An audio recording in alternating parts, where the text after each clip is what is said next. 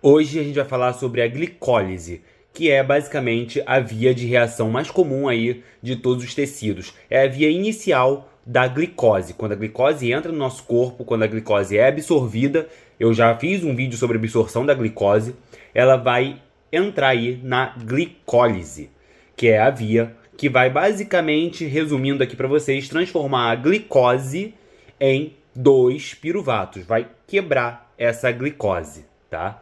Essa é a via da glicólise, que é basicamente pegar a glicose do carboidrato e quebrar ela em 2, formando 2 piruvatos. Além disso, né, além da glicólise, a gente tem a via de armazenamento, a glicogênese e a glicogenólise, que é basicamente a via que forma o glicogênio. A gente vai falar sobre glicogênio ainda. Se eu não já falei, a gente vai falar. Eu não sei se esse vídeo vai sair antes ou depois. Mas a glicose ela também pode ir para o armazenamento e virar glicogênio, que vai ser usado aí quando a gente ficar sem se alimentar por algum tempo. Ou então ela vai para a via das pentoses formar a ribose, que é um açúcar de 5 carbonos. Então, basicamente, a glicose tem 6 carbonos, ela é quebrada em 2 piruvatos. Cada piruvato possui 3 carbonos. A gente vai ver essa reação aos pouquinhos daqui a pouco. Vamos continuar aqui. Então, a glicose, do grego doce, glicos, e quebra.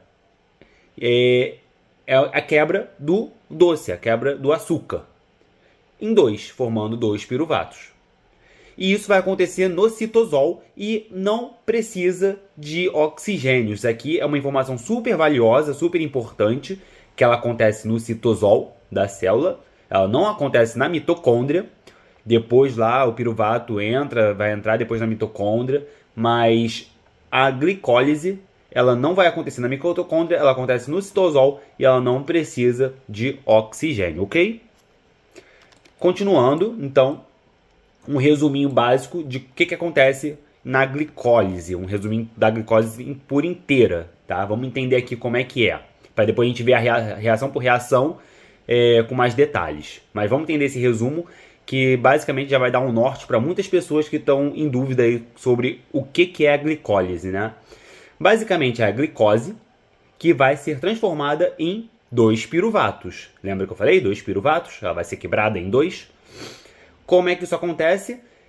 Você tem aí nessa glicólise, vamos aqui para baixo primeiro, você tem aí duas fases, né, na glicólise. A fase de investimento ou fase preparatória, onde basicamente você vai investir 2 ATPs, 2 energias, tá? E tem a fase de pagamento, que você vai receber esse investimento. Que nessa fase você vai receber 4 ATPs e 2 NADH mais H. Esses NADH+, eles vão lá para a via respiratória, onde eles vão ser ligados ao oxigênio. O oxigênio vai puxar essas moléculas, liberando energia, liberando ATP, né? Gerando ATP. Mas a gente vai falar sobre isso ainda daqui a pouco mais tarde, né? Em outro vídeo. E nessa fase aqui, depois dessa fase, vai formar o piruvato. Então a gente tem de saldo o quê? A gente investe 2 ATPs e recebe 4 ATPs. A gente tem de saldo 2 ATPs. E também 2 NADH. Tá aqui, ó, 2 NADH. Tá? Esses NADH, existem em literaturas falando que eles geram 3 ATPs, cada NADH. E tem literaturas que falam que ele gera 2,5 ATPs, tá? Então, aí depende da literatura que você esteja usando. Ok? É um resuminho básico. Então, basicamente, glicose passa pela glicólise, gerando 2 piruvatos, em 2 fases, dividido em 2 fases, fase de investimento ou fase preparatória, e a fase de pagamento. Por que investimento? Porque a gente investe 2 energias, investe 2 ATPs, para depois a gente conseguir 4 ATPs e 2 NADH. Cada NADH dá 2,5 ATP. Então aqui a gente consegue 5, levando em consideração 2,5, né, cada 2,5 ATP, cada NADH. A gente consegue 5 ATPs aqui, mais 4 aqui. Só que a gente investe 2 ATPs, então a gente tem aí de saldo 2 ATPs mais 5 ATPs. Ok? Vamos continuar aqui. Então, vamos entrar na primeira fase, a fase de ativação, de investimento da glicólise, tá?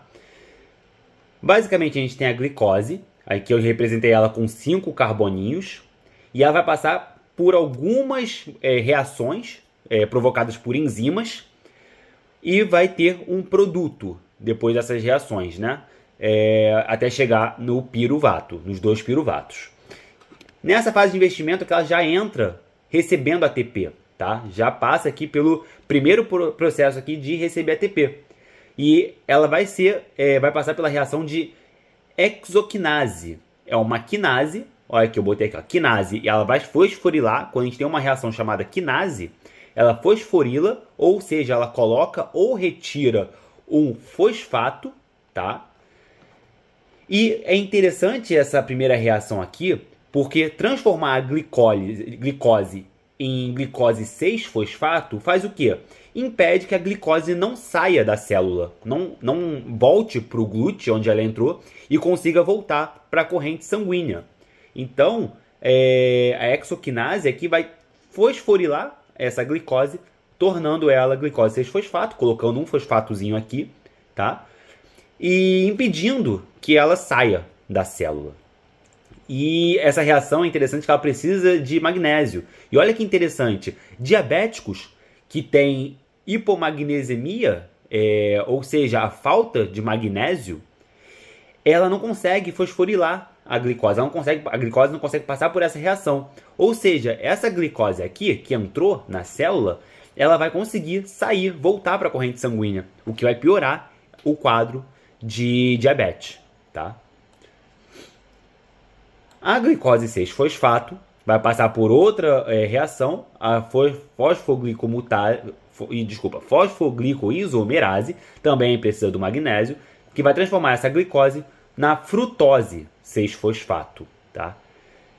Essa frutose 6-fosfato vai passar por uma outra reação, fosfofrutoquinase. Olha a outra quinase aí. O que essa quinase faz? Coloca outro fosfato, tá? E aí vira frutose 1,6-bis-fosfato, que são 2 fosfatos. E aí a gente termina a primeira fase, a fase de investimento, fase de ativação da glicólise. Basicamente, então, a gente pegou a glicose e passou por algumas reações. Primeiro você impede a glicose de sair da célula, passa por mais outras reações para virar frutose 1,6-bisfosfato, para botar 2 fosfatos na glicose, tá? E aí, o que a gente vai fazer agora? Vamos para a fase de pagamento. O que vai acontecer aqui? A gente vai quebrar essa frutose 1,6-bifosfato no meio. Pá, quebrou ela no meio. Quem faz isso é a aldolase, tá? Uma enzima chamada aldolase. Esses nomes não é para decorar, são raros hoje em dia os professores que pedem para decorar nomes.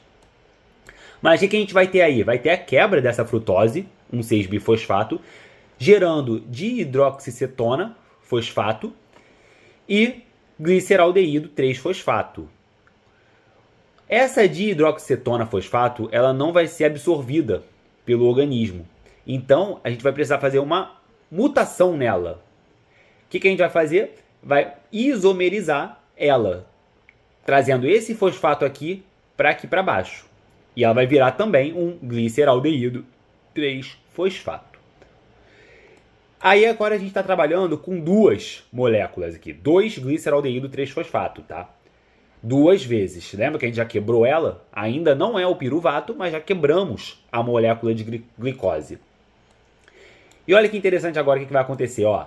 Vai vir um NADH e vai roubar elétrons desse gliceraldeído 3-fosfato.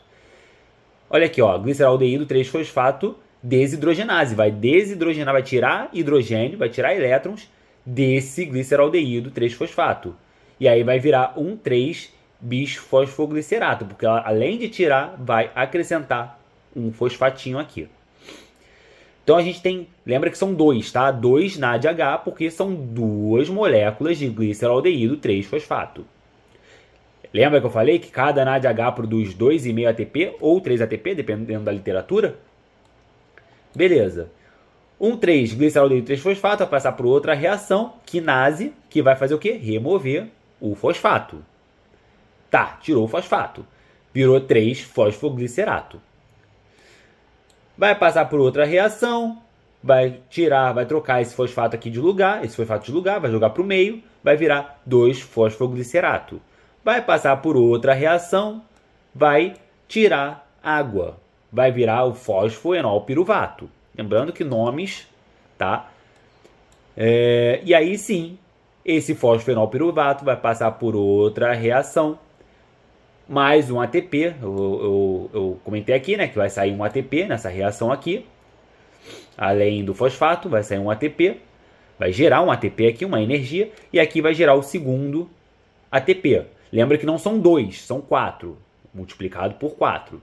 Então, cada moléculazinha dessa daqui, de gliceraldeído 3-fosfato, vai passar por reações e vai gerar um piruvato cada uma. Então, são 2 dessas, 2 piruvatos.